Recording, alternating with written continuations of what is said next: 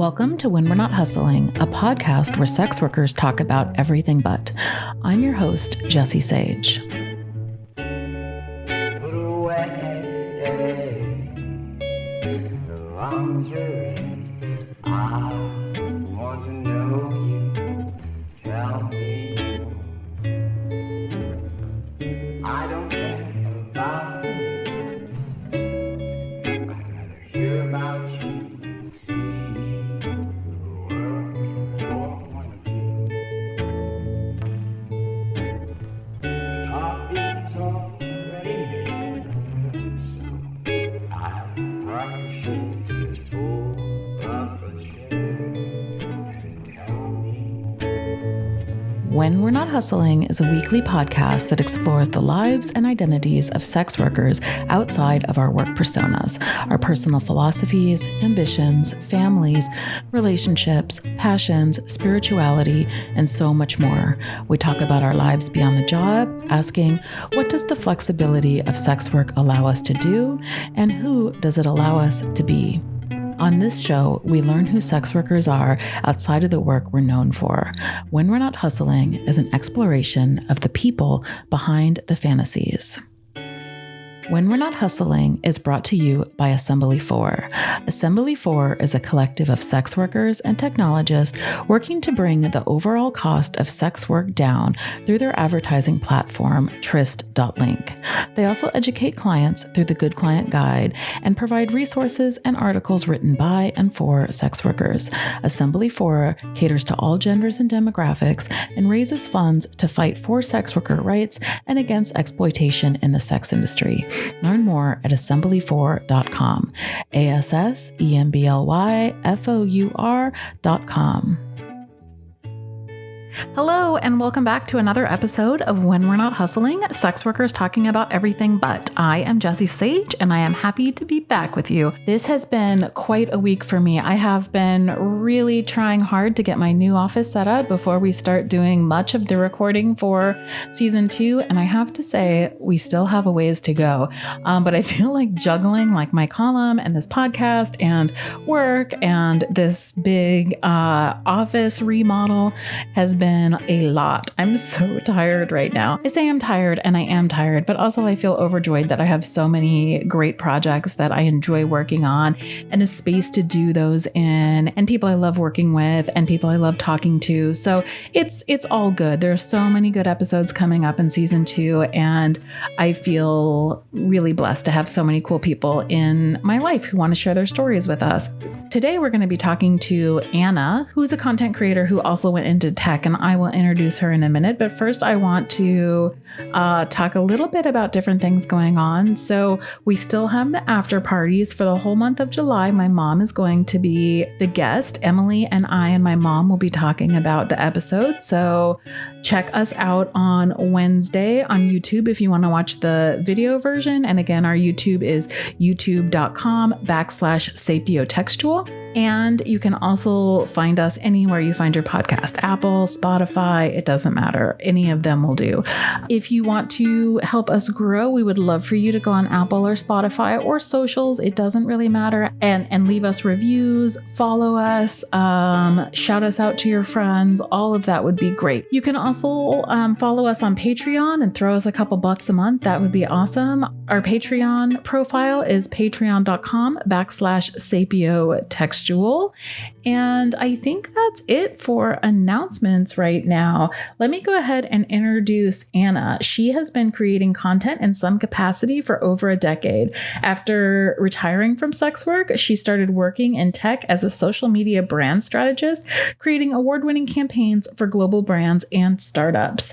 In her work on her website, honeywhippedfeta.com, she draws inspiration from her own experiences, her professional industry knowledge, and her deep love of beautiful things. This website focuses on sex, tech, life, and style. Let's now turn to our interview, and don't forget to listen to the after party that goes with this episode as well. Hi, Anna. It's so nice to have you here today. I'm so excited to be here. Thank you. Yeah. Can you introduce yourself and a little bit about your background? Yeah, sure. So I'm Anna. I have so many different aliases on mine. Mhm. I write for. Don't we all? Don't we all? Shouldn't we all? Actually, we should all have like minimum of 20. But I write for my website, honeywhipfeta.com. So some people know me as Honey Whip Feta. I love that name. How did you come up with that? I love that. So I'm Greek. Mhm. How far are we in? Like 10 seconds in, I brought up being Greek. That's a new record. But I'm a very proud Greek. Mhm. And so feta, yeah. Yeah. Mhm. Yeah. Love feta.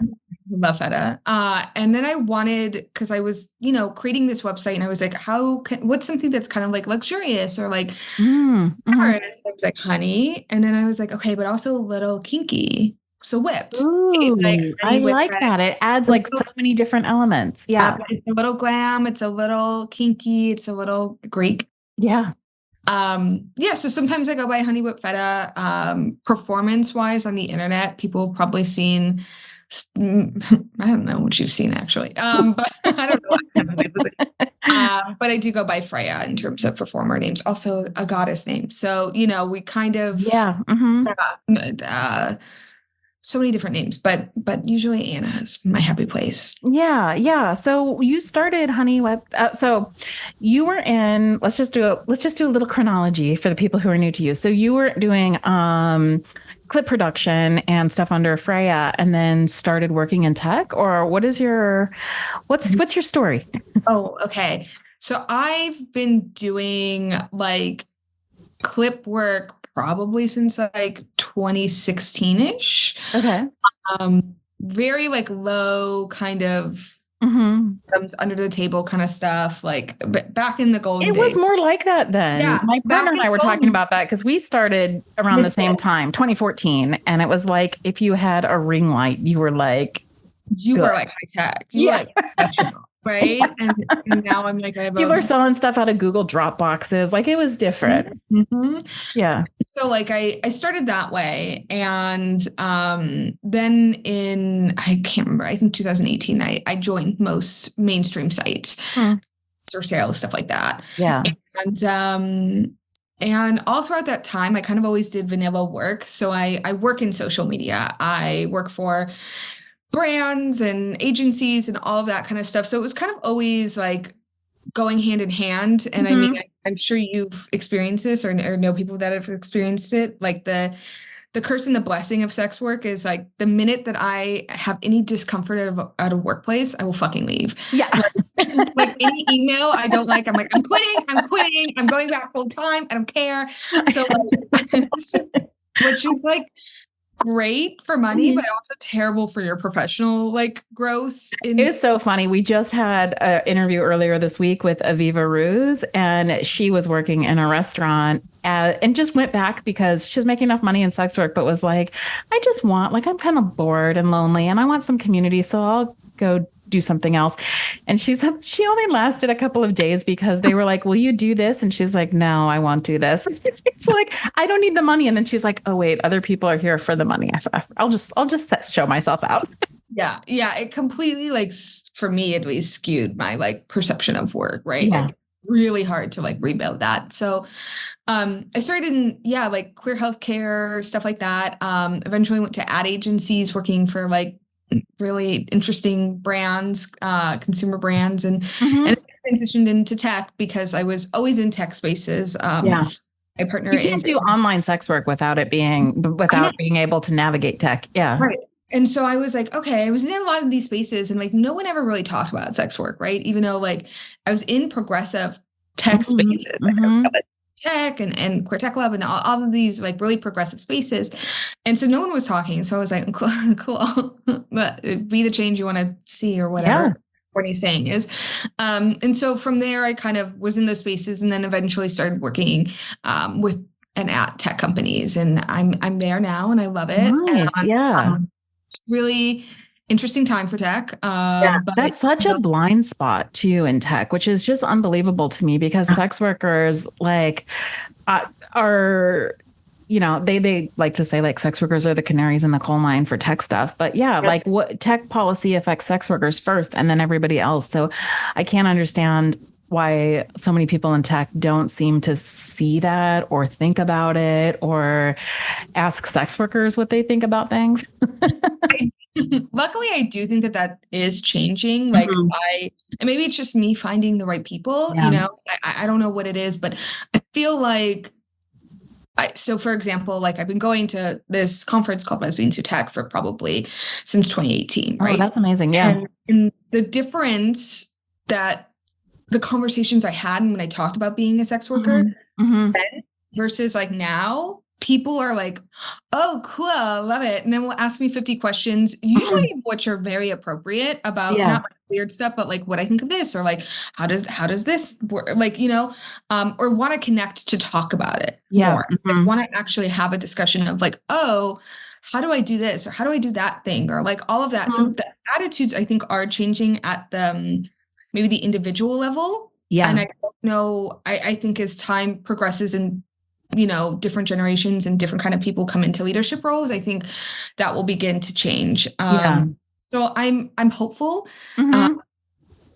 yeah, because I mean, even looking back to like, I don't know, just the way tech is so connected to sex work, it's like, even from like, I mean, if we look at like the 90s in San Francisco, like they're Yeah. just Mhm. so connected.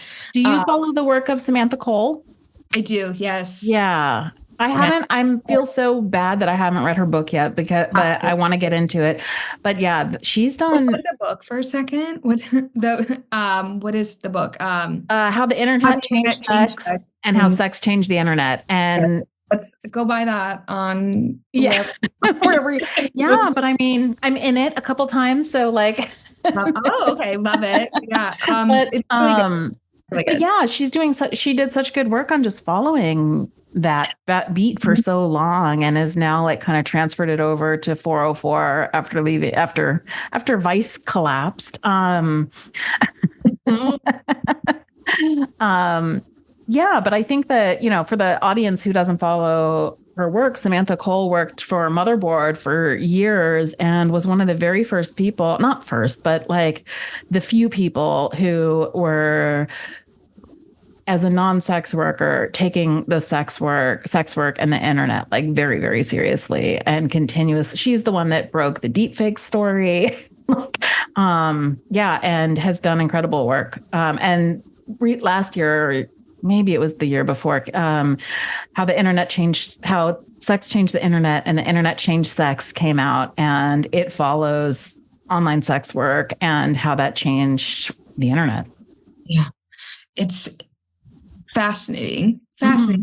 Even to and I'm going to kind of there's a part, I believe it's in the second or third chapter, where she's talking about how a specific computer model was built, right? Mm-hmm. And the images that was used to kind of like build that and train that processor was spread from Playboy, right? So like Mm-hmm. everything from the internet to even like the software that we are using, right, Yeah. has somehow touched sex work, right? In Yeah. some way or the other. Yet it's this thing that like there's still a lot of people that I don't know, nervous isn't the word. I don't know what the right word is. Maybe I'm being kind. Don't want to talk about. That's Right. my political way of saying that. Yeah, but I mean they should be, because and sex workers should be talking about it too, and they are more than any other spaces that I've seen, but because it's also so detrimental to like sex workers are like a group of people that are being like the test cases for a lot of the new tech. So, I've brought this example up before, but a lot of the facial recognition software was built and tested by scraping escort websites. Love that. Love that. Love that for us. Yeah, no, that, yeah, that like, for example, like I'm in Pittsburgh, and Pittsburgh is a big tech town because we have Carnegie Mellon here and Google. There's a Google here, Carnegie Mellon. There's all kinds of offshoot companies of Carnegie Mellon, including like defense stuff. One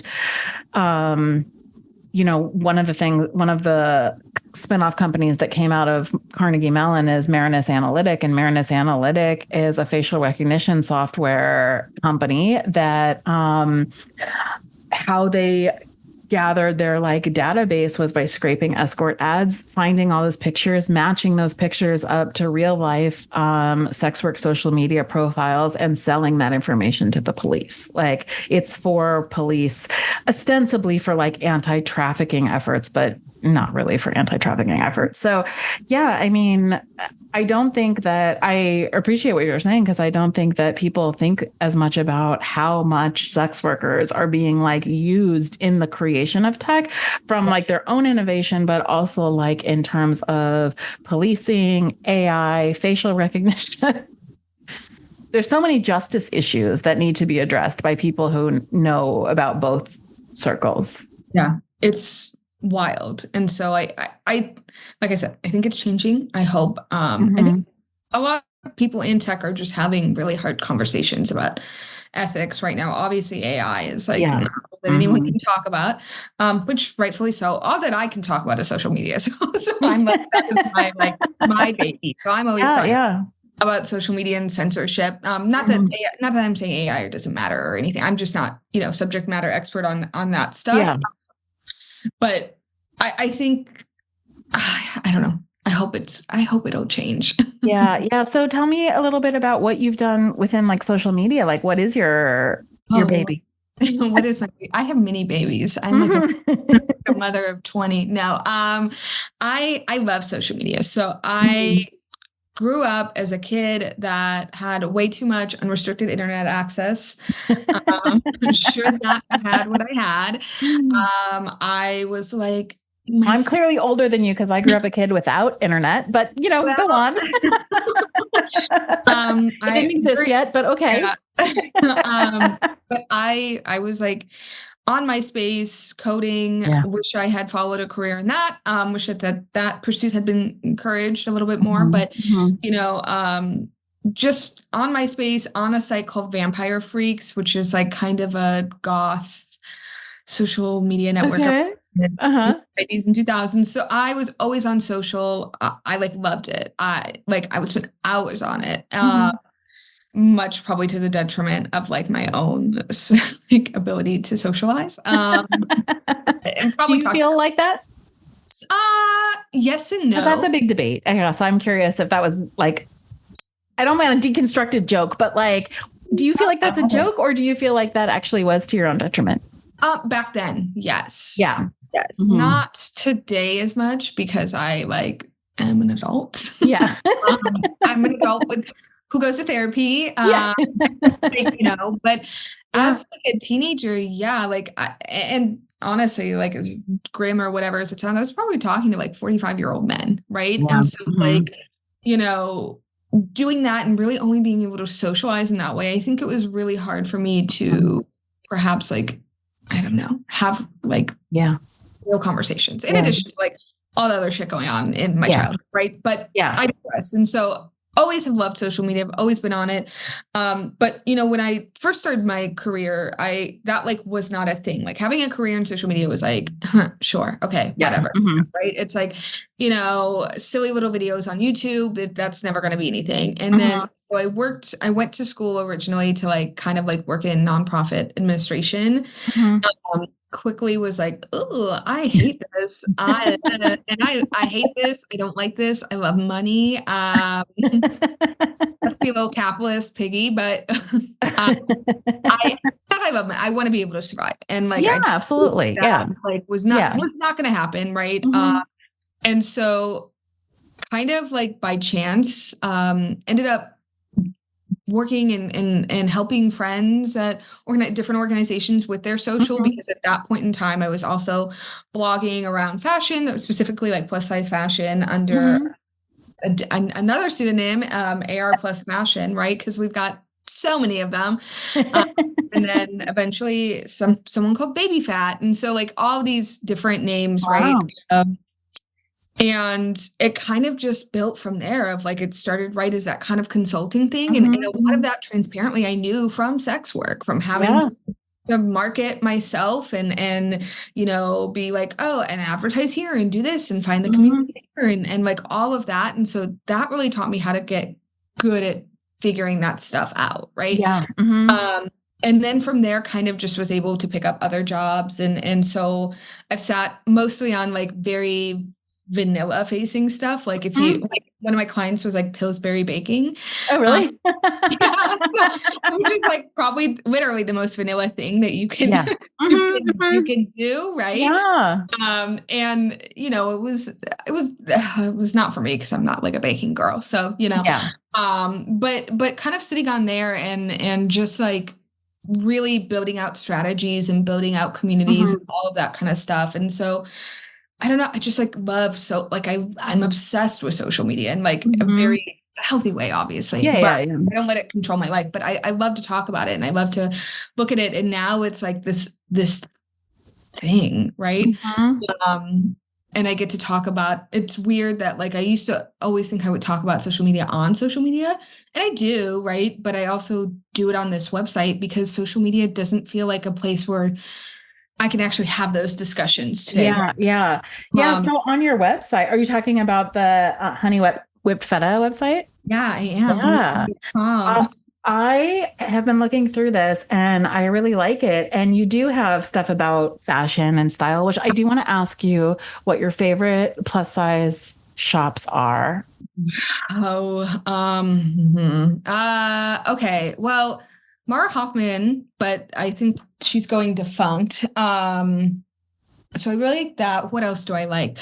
I on the cheap, I love H&M and I love Mango. I think that pieces nice. I'm like looking at my closet. I like Curvy Sense because they have like lots of cute dresses that actually fit my body. Yes. I do like, I can't believe I'm saying this. I like J. Crew. I'm a J. Crew girl. Do they have a lot of like plus size stuff? Yeah, they go in my head, J. Crew is like straight body khakis. That's what I which, don't worry for the people that love that stuff is still there. But they do go up to 3X. And I have found like, especially their skirts are pretty generous. Okay. So I do like that. And I'm like, sorry, I'm like looking at my closet. I'm like, what's in my closet? I do like Eileen Fisher because I good boring basics. Like I'm like me a black tunic, call it a day. Yeah. And that's kind of like it. And then I do like I live on eBay too, right? I'm always on eBay looking at vintage, looking at I don't know, whatever I'm looking for. I really miss there used to be a label a number of years ago called Prem. And God, I understand it's complicated, but I'm like, please bring it back, please. But it was just like really cool pieces. So I would also say to anyone, like, if you could ever find pieces like from them on eBay or wherever you find it, or from Beth Ditto's line. I've been hunting down Beth Ditto from The Gossip. She had a very short-lived line, and that was like really, really cool stuff. Like, neat. Fun, you know, like really, and yeah, I'm like, yeah, that's probably it. Yeah. Yeah. Good recommendations. Yeah. But yeah, I only wear dresses. Like I don't have any pants, and I don't have pants because like it's too hard to get them to fit my body. I just gave up several years ago and was like, I got hips. I cannot wear pants. It's just a nightmare. Pants and skirts and dresses only. I have like one pair of jeans that I bought really recently, like literally like January. Worn them once. I did have them tailored, so they look nice, but I just like I feel like it's been so long that I like don't know how to wear them. I know. I feel like that too. I feel like I have sensory issues now where I'm like, these are like touching my leg. I don't like the whole experience. I don't like. This is weird. Like I sit down and I feel them on me. I know.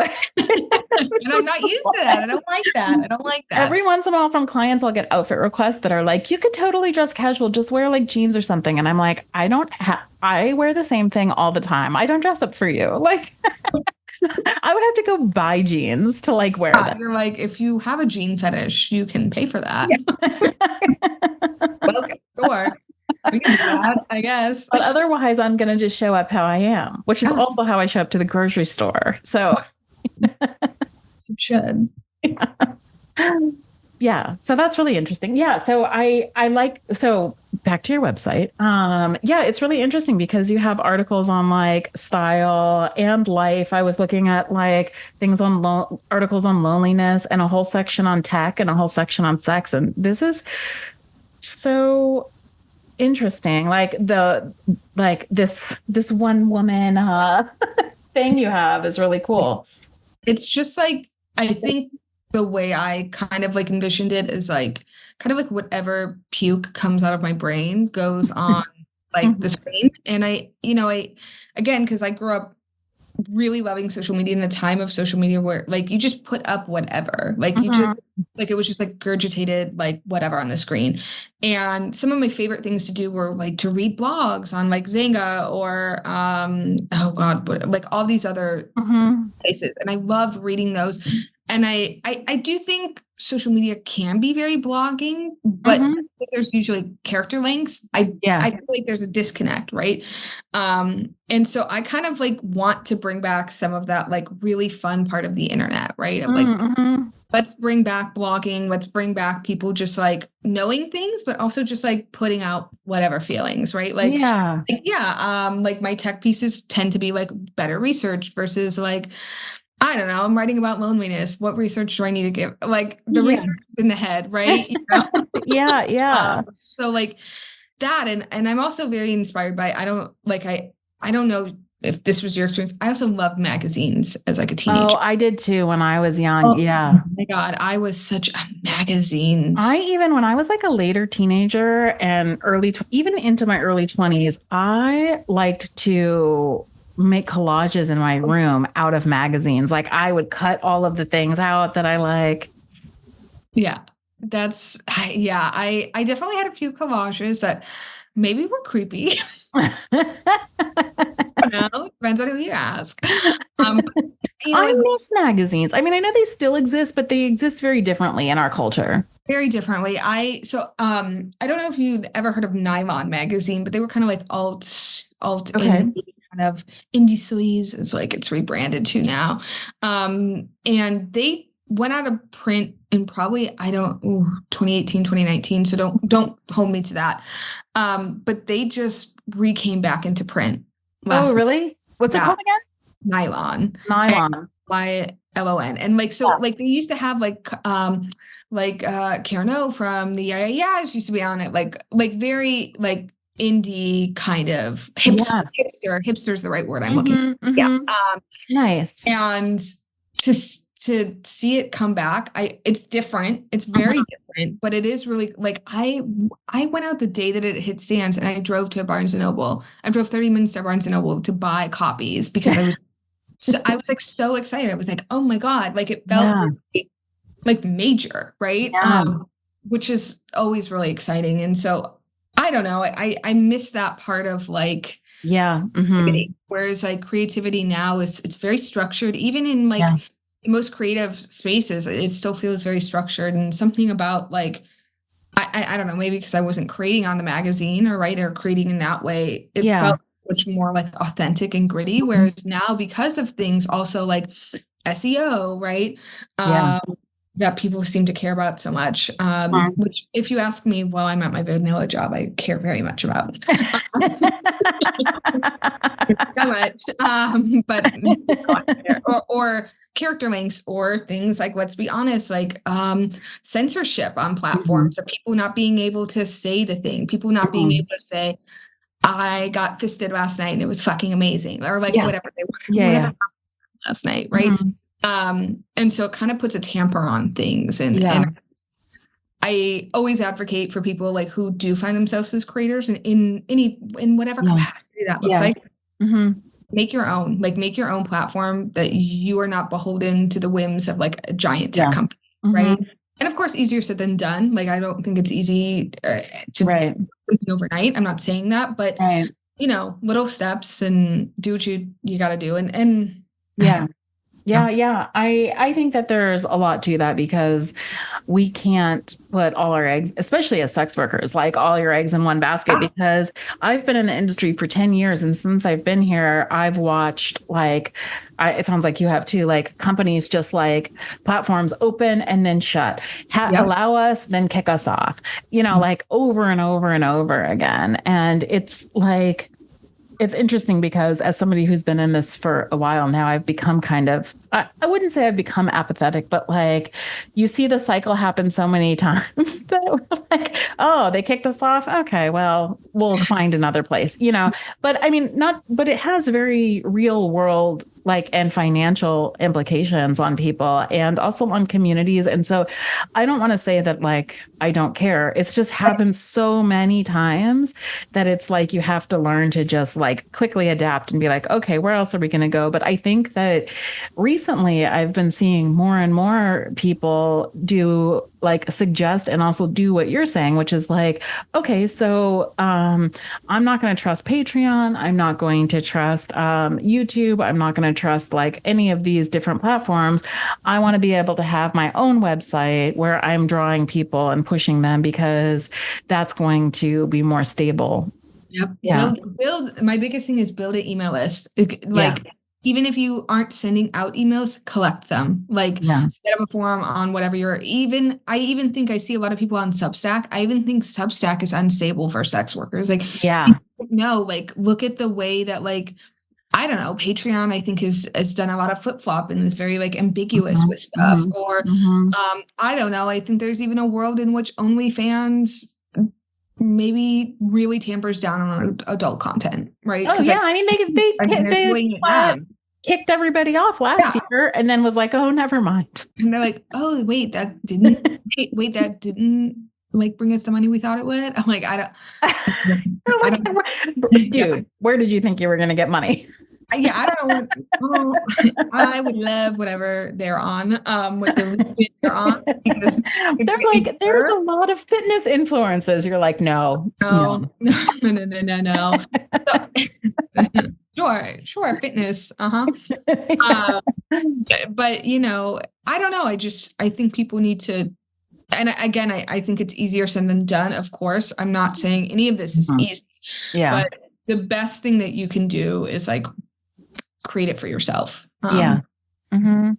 So. I think it's important too to and I've seen a lot of people do this. I've always done this only because maybe because I'm a workaholic. I don't know. Maybe because I have ADHD and I can't just stay in one lane. It's some sort of combination of all of those things. But I've always done a combination of writing and sex work and podcasting and doing other people's shows and doing media and stuff. And I think that, you don't have to do that particular track, but I feel having something that's not straight sex, straight sex work. That's not what I meant. I mean, it's not exactly sex work that you can put on mainstream platforms. One of our guests that we've had on a couple of things, Mary Muse, is a piano player and she's just doing piano lounges on TikTok, and playing piano, which is, I think that if you have something, and as a writer, I'm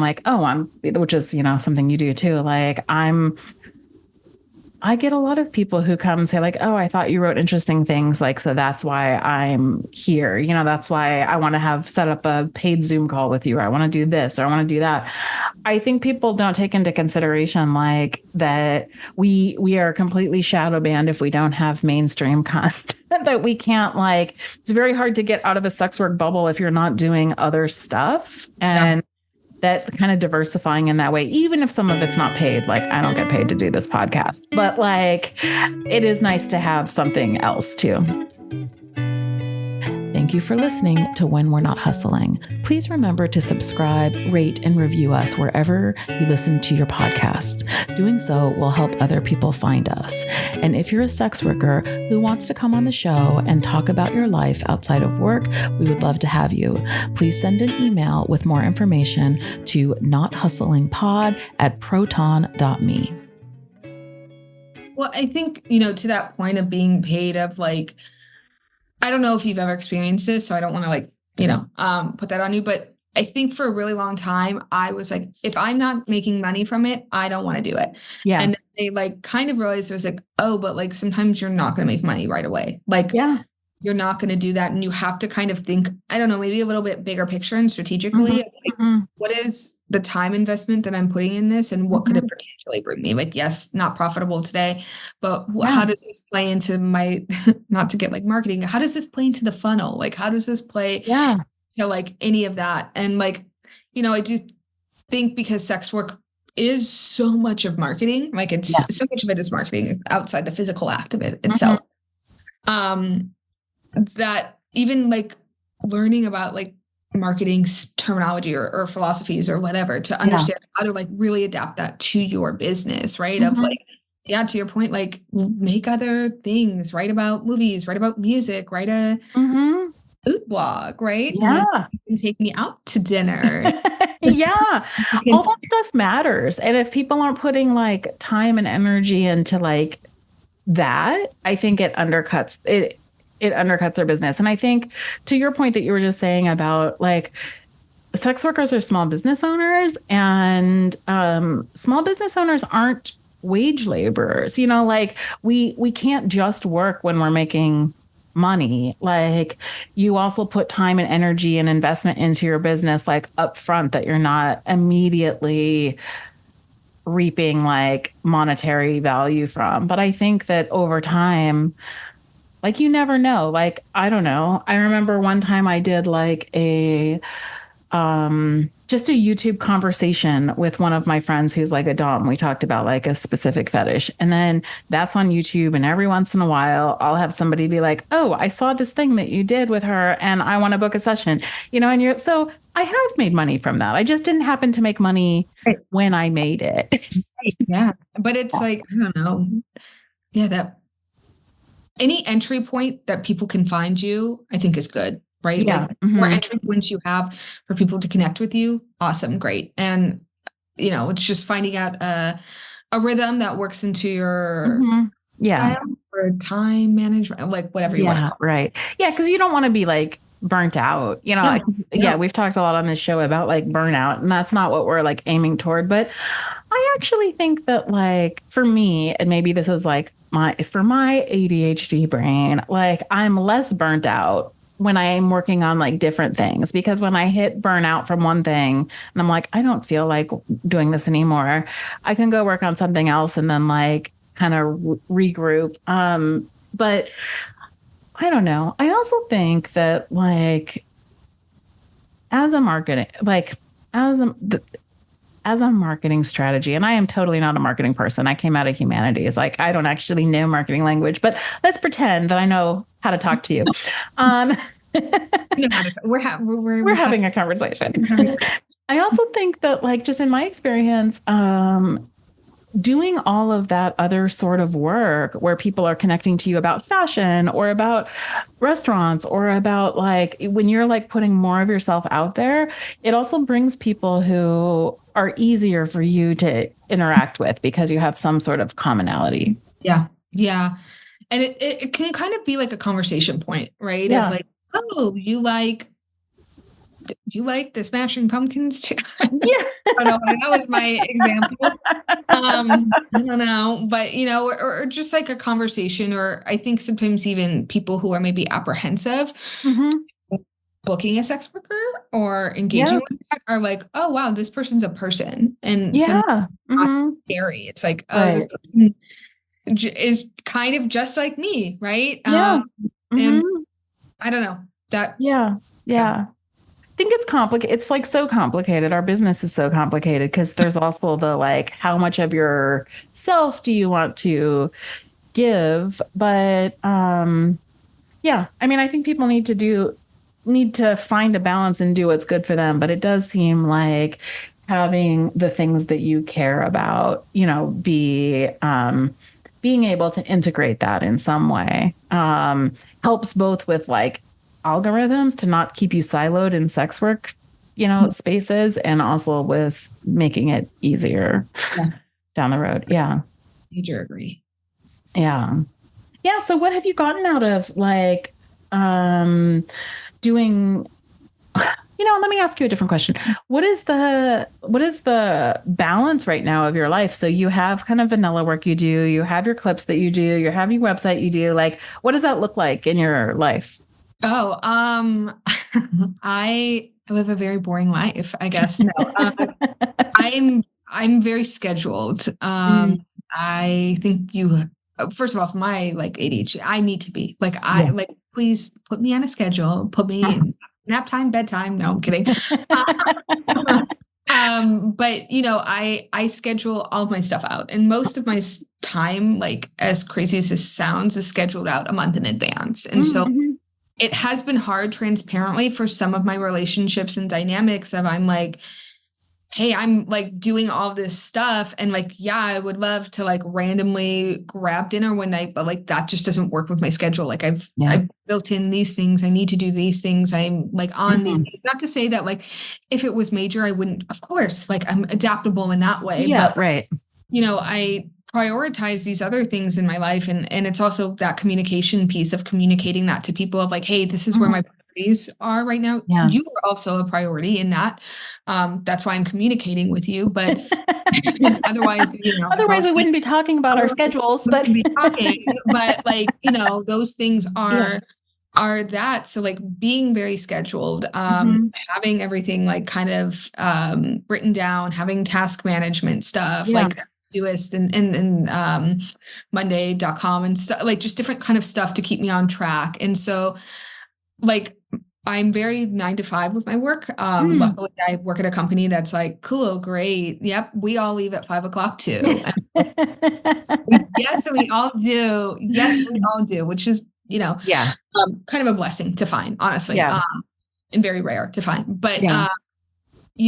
after that, I kind of like will switch to a completely different mode of like some Yeah. days it's like, I'm writing all night, or some days I'm Yeah. like editing that day, and then the next day I'm scheduling clips or like whatever it may be. So Right.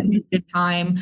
And that's kind of how my weekends look. And luckily for me at least, like I do try to like, have one day a week where I'm like not doing much. And by not much, I mean going grocery shopping, Yeah.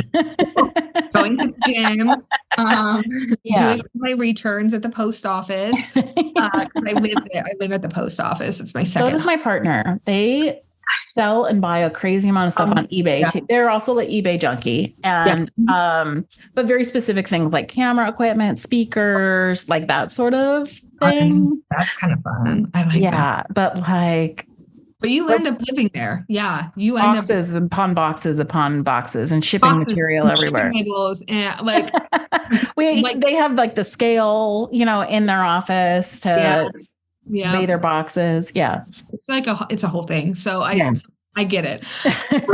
But yeah, very, very, very scheduled. And I don't know. I also just have found that like, oh, now we're gonna get like woo woo.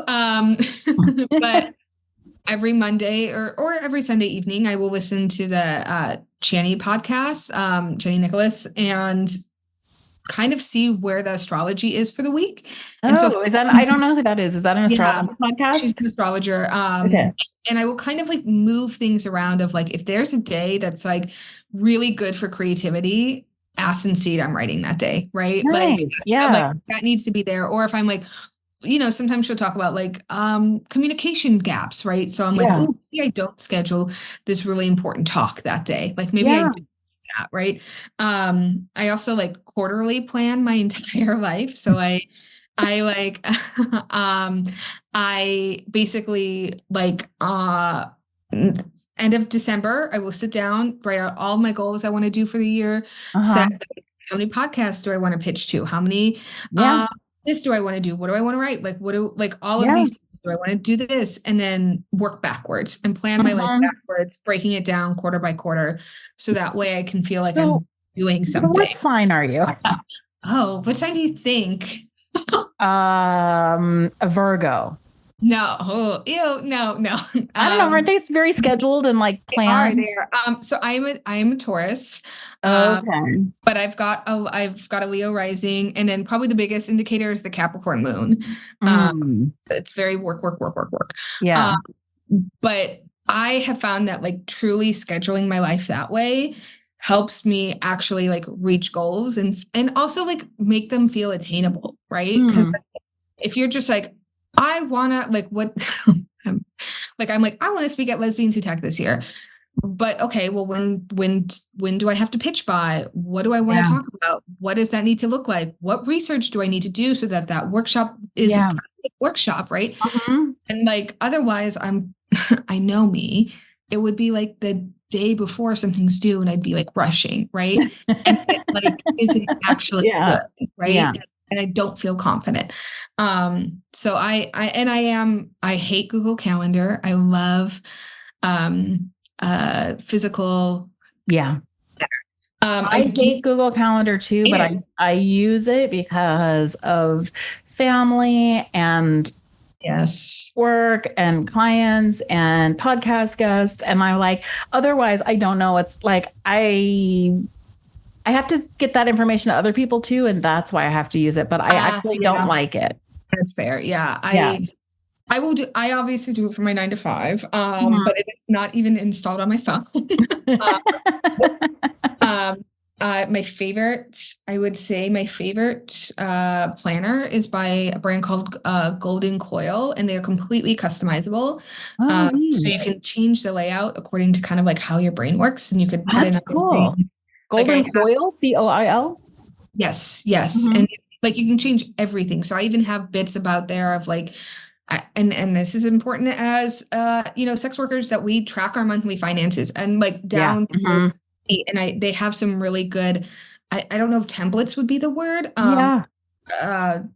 really good pages that you can have inserted in there. Nice. Monthly, as well as other stuff like, I'm always trying to get more water in, but I found, actually, speaking of tracking finances, that I didn't start making real money, what I would consider to be like substantial, you can live on money, until I started tracking it. Because I like, when I wasn't focused on it, was like, I don't know, money comes in, money goes out. I didn't know how much money I was making. Like, I was like, I don't know, I'm on OnlyFans and Clips for Sale and, Night Flirt and Sex Panther, and money comes in dribs and drabs. And then when I was like, no, I need to know how much money I make. This is my business. And when I started doing that, I was like, oh, no, I'm not making enough money. It just seems like there's money coming in every day. And when I started to make like goals, that's when things changed, because then I could actually sit down and be like, okay,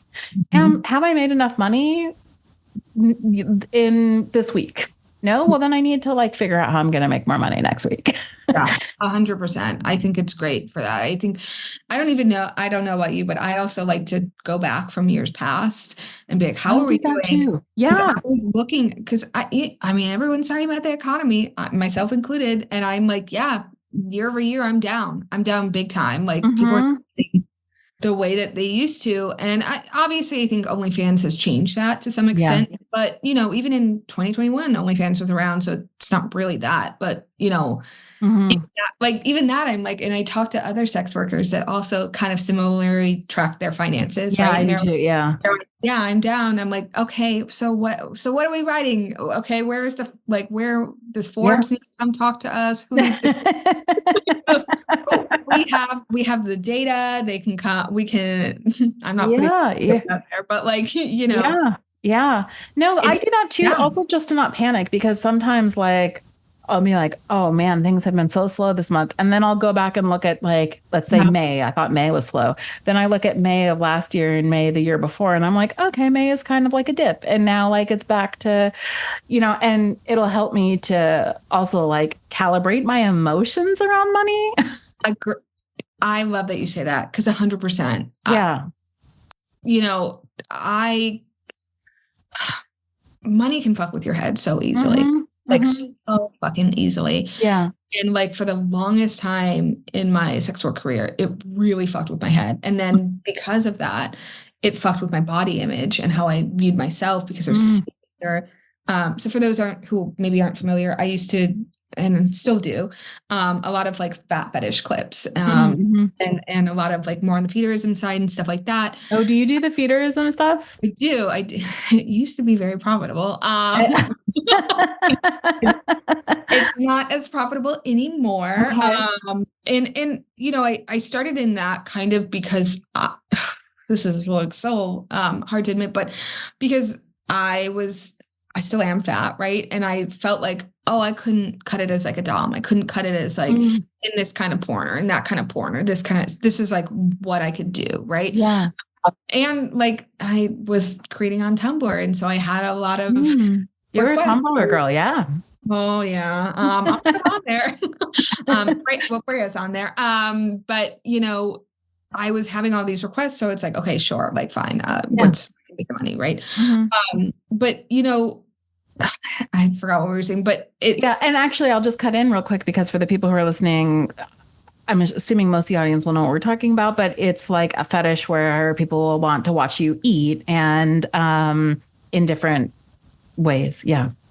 In so many different ways. Yeah, in so many different ways. So many different ways. And sometimes they want to be, sometimes there's some overlap and they want to be eaten for like a giantess and you're doing vor stuff. But right, it's kind of like, it was hard for me because I was like, oh my God, if like only I didn't look this way, or if only my stomach didn't look like this, or I didn't have like this big of a double chin or this or that. And then I could make more money. Then I could make what my counterparts are making, or I could not have to do this kind of fetish, right? Because for a long time, and I've wrote about it a little bit, I felt like I wasn't a sex worker, and I felt like I didn't have the right to claim that identity and that label because so much of my clip work and my service kind of was really based not on like penetration or anything, maybe to the average person that doesn't know that fetish as explicitly sexual, but anyone that knows the fetish is like, oh, it's like a fetish. Yeah. Yeah. Like a thing, right? Yeah. This bitch going to town on a sheet cake, it's like a thing, right? Yeah. So I was like very apprehensive, and I felt like I was like, I who am I to take up space? Who am I to have that label? Like I'm not, doing this or I'm not doing that. And so I was really apprehensive to claim that. And even to some extent, I think maybe felt some like embarrassment. And then like obviously through therapy, I like kind of realized actually like maybe being embarrassed is like probably for some people the most universal sex worker experience of like people not getting our job, or people not getting what we do, or people not seeing the validity or the value in it. And actually that like everything I was feeling, there's probably things that other sex workers have felt. Actually, it's a sign that you are a sex worker, not that you aren't a sex worker. Yeah.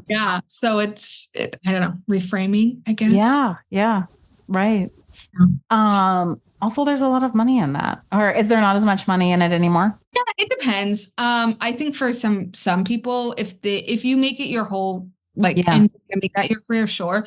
I think like passively the money isn't there anymore. And 2017, 2018, like I say the golden years because I could post Snapchat was really popular. Yeah. I could post a Snapchat story and be like, I'm hungry, buy me lunch. And everyone would just send me $200. And it was like, that's it, it was like, done, right? Now it's like, that's at least for me. It's not as easy. Yeah. It's not as easy. And I also think maybe, transparently, even in myself, I've taken a little bit more of trying to avoid those now less sex worker friendly payment methods, right? Because Venmo and Cash App used to be super, pro sex worker, even if they didn't realize it.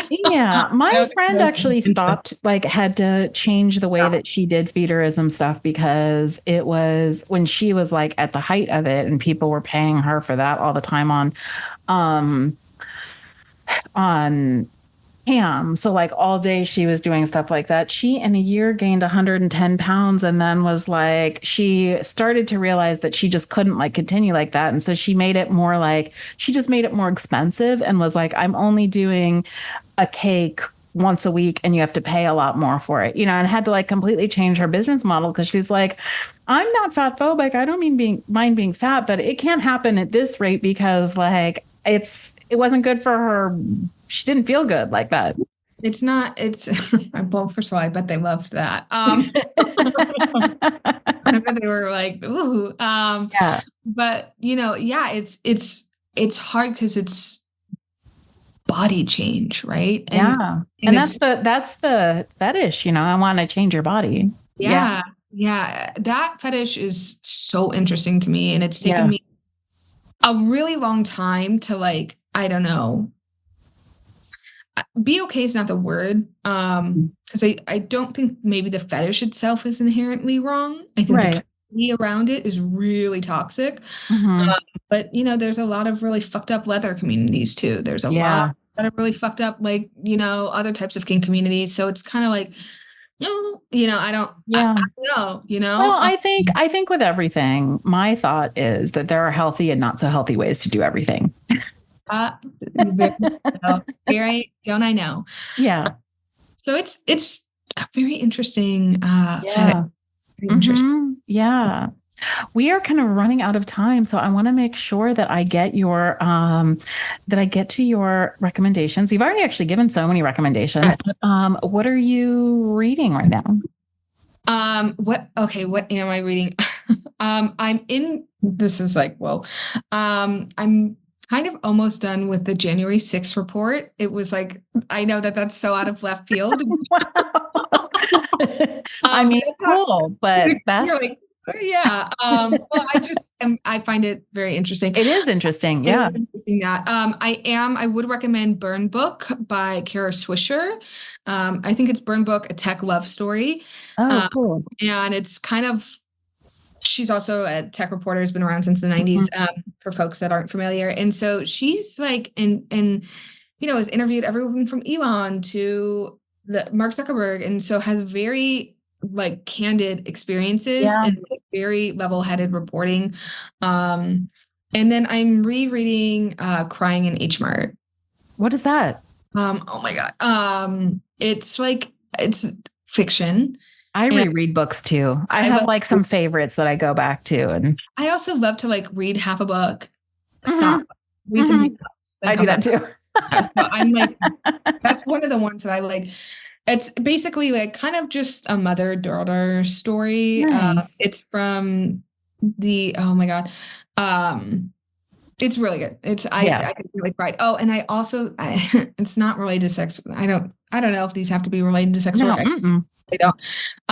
Yeah. So, the internet, how the internet changed sex, but also I would say watch, this is unrelated. Watch I Saw the TV Glow. I've been obsessed with by A24. And I've been watching that. It's a really good movie. Okay. And what are you listening to? What am I listening to? I'm listening, first of all, I am listening to the soundtrack for that. Okay. Yeah. And then so in listening to that, I have refallen down the Smashing Pumpkins, Melancholy and the Infinite Sadness. That's why you brought them up. Yeah, that's why I brought them up. That's why I brought them up. And so I've been kind of like in my feelings, and I love that album. I think it's one of the like near perfect albums. Yeah. And what are you excited about? Oh my God. I am planning a little friend tea party this weekend. Oh, that's cute.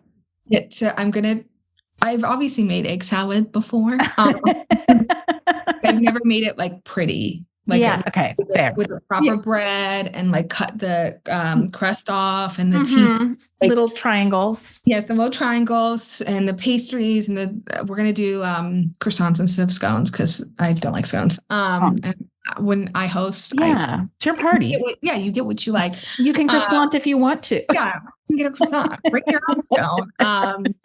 Yeah. So I'm very excited and looking forward to just doing that and having fun. That sounds nice. How many people are coming? One. Oh, but that's cute though. I'm like really excited. One, and then like my partner, obviously I live with my partner, so they will probably join us for part of the so cute though. It's a test run, and if it goes well, then we can extend. Yeah.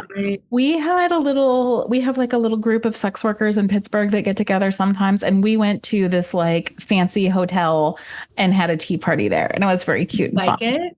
Yeah, it was very fun. Is it like a formal tea? Yeah. Yeah. So, and then they brought things out on those like level trays. I don't know what they're called. No, I want to be mindful of your time, but I don't know if you found this. It's very filling between the actual tea, all the snacks. You're like, whoa, I feel like to eat like a 7-course meal. Like that's every time I go to tea, I'm like, yeah, but it's fun. It's fun because everything is tiny. Where can people find you? So point them to what you want to point them to. I would love for people to come to honeywhipfeta.com. So you can find me there. You can find me on TikTok, honeywhipfeta, Instagram, honeywhipfeta. You can find me just honeywhipfeta. Okay. Very, very easy. It was a pleasure to talk to you today. So good to chat with you. Thank you for joining us for another episode of When We're Not Hustling. I'm your host, Jessie Sage. You can find me on Twitter at sapiotextual or visit my website at jessiesage.com. The show was produced by Emily Foster and the music is by Benjamin J. Beninati. You can follow us on Twitter and Instagram at NotHustlingPod. To support the show and get sneak peeks, please go to patreon.com/sapiotextual. For more information about our show and what we do here, please visit our website at nothustling.com. Signing off. Have a great week.